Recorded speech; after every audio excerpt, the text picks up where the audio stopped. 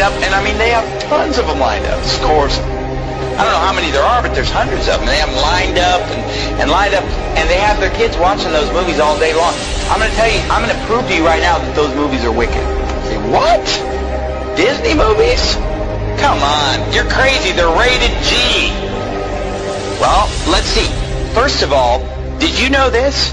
Did you know that Disney movies are filled with subliminal messages? Subliminal messages. Now, what are we talking about tonight? Sorcery. What are we talking about tonight? Getting inside your mind and messing with you, controlling your thought process by supernatural means or demonic means. Or hey, I'm going to tell you something. Disney movies are filled with subliminal messages. And you say, oh, that's a hoax. I've seen it with my own eyes. When I was a teenager, I had a friend of mine sit me down at his house and show me the subliminal messages in the Disney movies. They're filled with subliminal messages. Let me give you some examples. The Lion King, filled with subliminal messages. Okay, all throughout the movie, there are pornographic pictures hidden in the movie. Like you'll be watching the movie, and just for a few seconds, something filthy will come on. Like off to the side, there'll be some kind of a, reproductive anatomy will pop up, over here. And then over here, there's this one point where the lion, he kind of goes like this, and a cloud of dust comes up and just spells the word sex. And the word sex is put in the Lion King movie subliminally, literally hundreds of times. Hundreds of times. The shapes on the screen will spell the word. And I've seen it. I mean, I had my friend sit me down at his house and pausing the movie, showing me the word sex popping up on the screen at different times because he knew where they were. And he would show me these things. Another one, and they all are filled with it. Aladdin is another one. In the movie Aladdin, there's a part in the movie where the guy, what's his name, Aladdin? There's a point in the movie where he tells Jasmine to take all her clothes off. But you don't even know it unless you know it's there. You listen to it, and he mumbles it kind of under his breath. Leave me alone. So how's our little Bo doing? Come on, good. Can you just take off the glove? So how's our little Bo doing?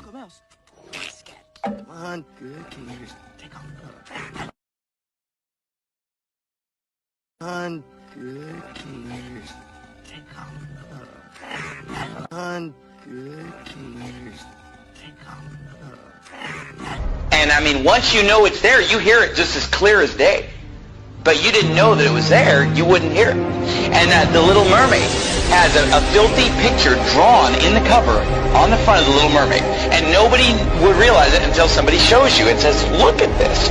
And you look at it, whoa!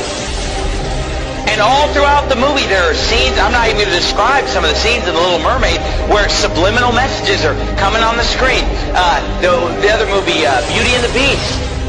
There, a nude woman pops up a few times in the background of Beauty and the Beast, filled with subliminal messages. Your kids are watching it, and their mind is maybe not even seeing it, but it's going into their subconscious. Words flashing on the screen over and over.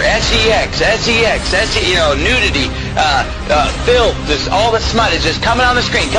Oh, those movies are harmless. They're filled with subliminal messages. Who knows what your kids are being programmed? Oh, but you know what? I'm sure that it's only just the Disney movies. I'll guarantee you it's the rest of Hollywood probably doing the same thing. And these Disney movies, at first when I was a teenager and somebody showed me this, I thought it was just a couple movies, a couple scenes. But as time has gone on, I've realized that virtually every Disney movie is packed with hundreds of subliminal messages to program the minds of your children. Okay, but then forget the subliminal message. Just the message of the Disney movies is perverted. Even if you just forget the subliminal message. I mean, forget what movies did we bring up? The Little Mermaid. A half animal, half human being.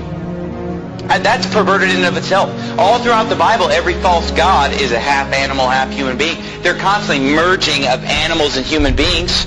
It's paganism. It's wicked. And yet every Disney movie is pretty much based on the merging of a human being with an animal. It's described in the Bible. And the movie The Little Mermaid, she's topless the whole time, right? She's just wearing like a bikini top. How is that? Is that how you want your daughter to dress? Is that, oh, but there's no cussing, there's no nudity. Do you want your daughter going around in a bikini top? Is that modest apparel? Is that what Jesus Christ would have you to wear, ladies? No. The movie's filled with Satanism, witchcraft. There's some, what is it, Ursula, some witch that's casting spells and using sorcery and demonism. Oh, pretty innocent, right? All of them are filled with it. In the movie Beauty and the Beast, the whole first half of the movie is these prostitutes in the town that are dressed just half naked, dancing around, you know, admiring this guy, the big, strong, handsome guy. But all these girls are dressed indecently.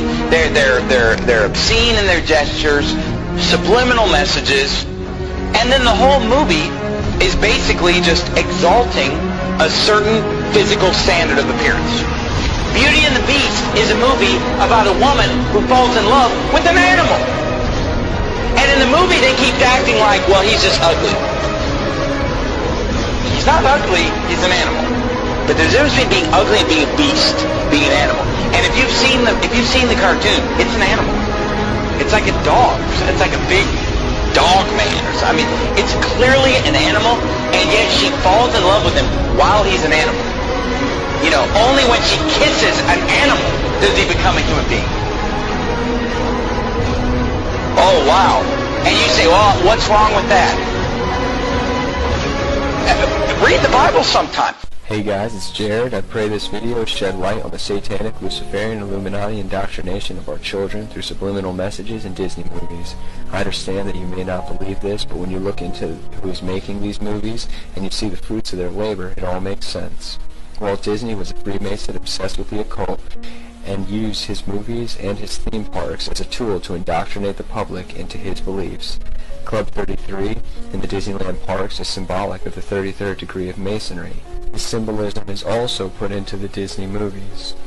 In the Dumbo movie, after getting drunk, Dumbo and the rat have lucid dreams that contain satanic, Luciferian, and Illuminati symbolism. Disney also displays this corrupt satanic agenda through programming of their idols.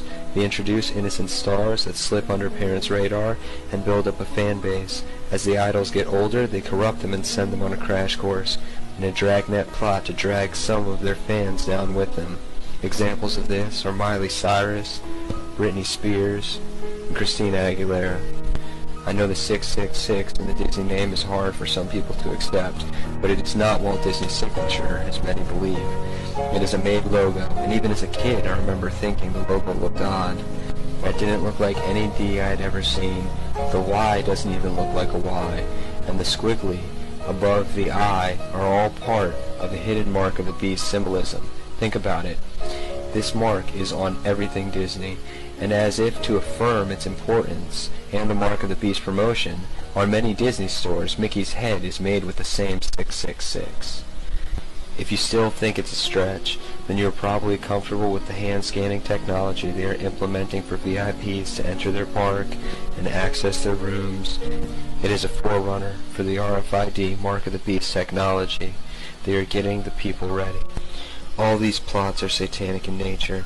If you understand the Masons, Illuminati, and the times that we're living in, it should all be obvious to you. Jesus Christ came to save us from this system. In 1 John 2:15, he said, "Do not love the world or anything in the world. If anyone loves the world, the love of the Father is not in him." Jesus knew this system that Satan was going to be creating. He knew about Disney before it was even here. Satan doesn't play fair. He doesn't wait until you get older before he starts trying to plant his lies in you. He wants to get kids as young as possible and indoctrinate them into his system. Jesus also said, "What is highly esteemed among men is an abomination to God." The reason why these Disney movies are so prevalent, the reason why people young, old, big, and small of this world are watching them, is because it is highly esteemed among men, and it is an abomination to God. Our Lord wasn't saying these things to keep things from us or to make life less fun. He was saying these things to protect us. He knew Satan's deception.